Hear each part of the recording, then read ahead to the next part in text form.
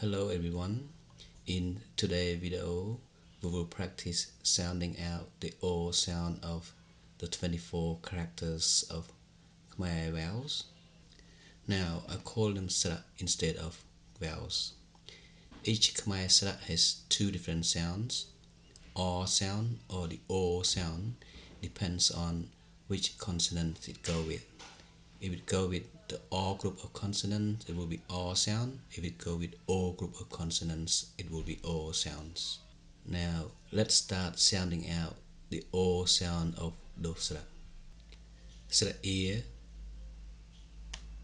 srat e, srat e, srat u, srat u, srat u, srat u, srat u, srat srat srat ear, srat e, srat e, srat a, srat o, srat o, srat srat srat